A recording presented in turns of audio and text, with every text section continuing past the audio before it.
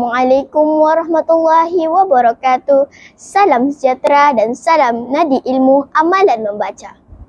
Pepatah ada mengatakan, tak kenal maka tak cinta. Izinkan saya perkenalkan diri saya terlebih dahulu. Nama saya Nur Aini binti Dato' Abdul Murad. Saya berumur 11 tahun. Saya bersekolah di SK Bukit Garam 2 dalam daerah Kinabatangan, Sabah. Kod sekolah saya pula ialah XBA 2249. Hobi saya di masa lapang ialah membaca buku dan bermain badminton.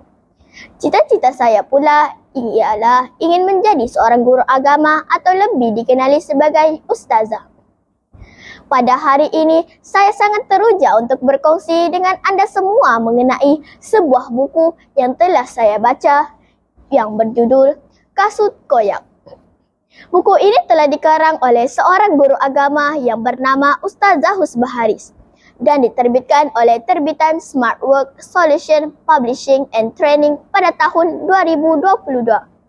Buku ini mempunyai 155 muka surat yang mengandungi 19 bab dan menceritakan tentang kisah benar yang berlaku dalam tembok sebuah sekolah.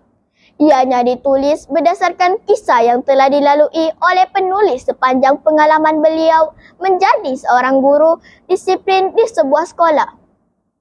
Buku ini berharga Rm30 dan mampu dimiliki oleh sesiapa sahaja. Tema utama yang terdapat di dalam buku yang menarik ini ialah semangat gigih dan cekal serta tidak mengenal erti putus asa.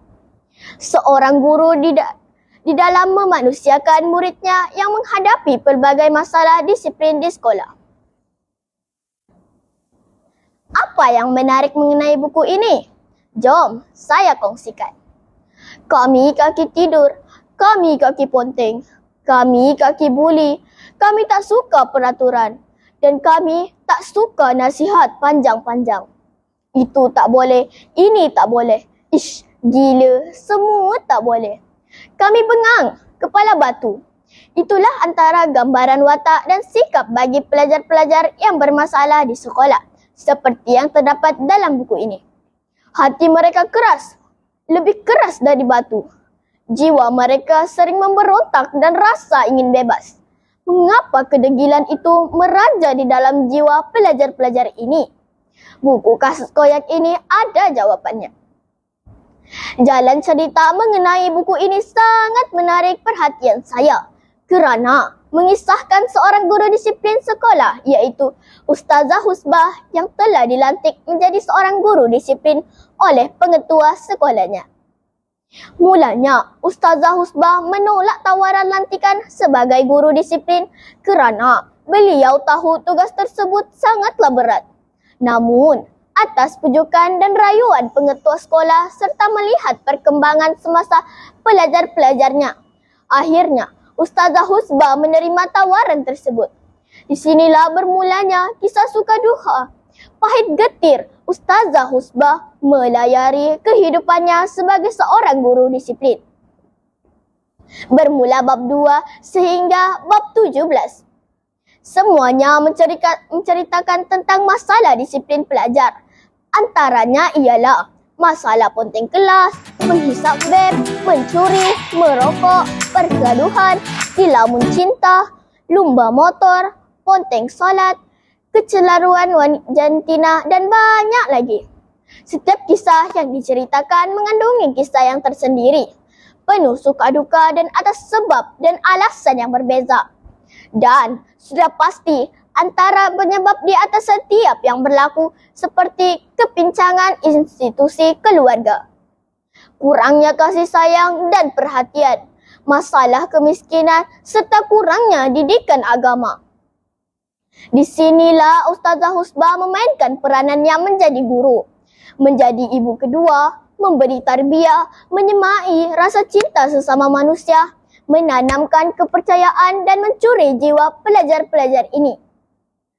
Apa yang menarik perhatian saya ialah dalam bab 6.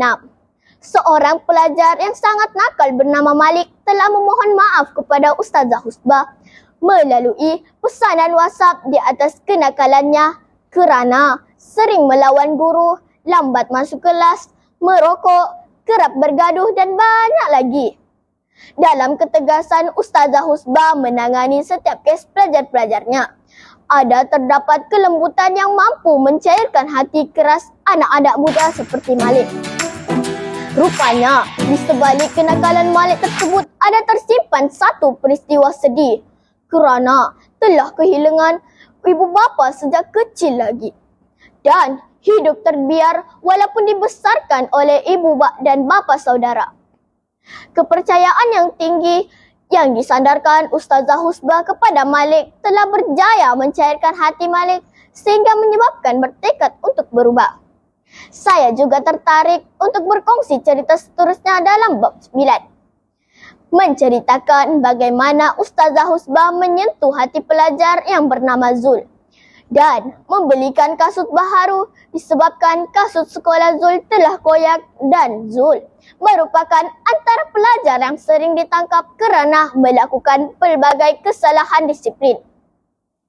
Masalah kemiskinan yang dihadapi menyebabkan Zul tidak boleh mempunyai semangat untuk belajar dan sering melakukan kesalahan.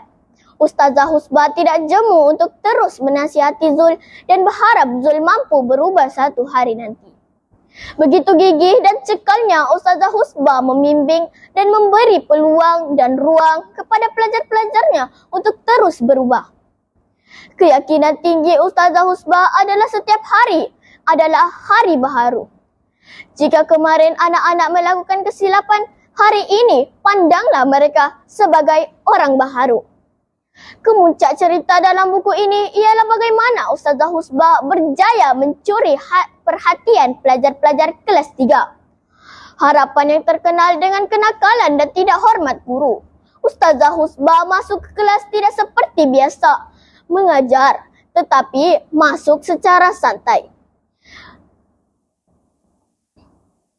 Memulakan perbualan mengenai isu video viral salah seorang pelajar di sekolah itu. Soalan-soalan yang dikemukakan berjaya membuka mulut sebilangan pelajar untuk meluahkan pendapat dan rasa mereka. Perlahan-lahan, Ustazah Husbah membentulkan segala persepsi tidak baik mereka.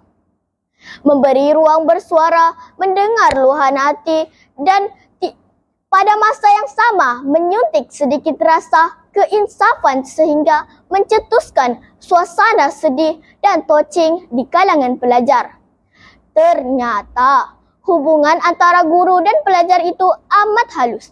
Tiada siapa yang betul-betul mengerti selain guru yang berjiwa guru.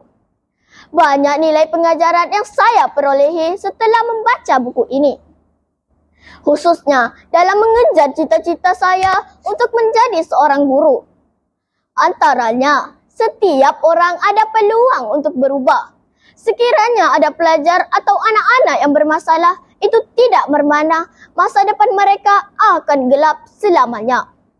Ibu bapalah yang mencorakkan kehidupan mereka. Selain itu, janganlah kita jadikan faktor kemiskinan sebagai penghalang kepada kejayaan kita. Kerana sejarah telah membuktikan dalam keputusan SPM 2022, anak nelayan juga mampu mencipta kejayaan dengan mendapat 9A dan pelajar cacat penglihatan juga mampu meraih 7A.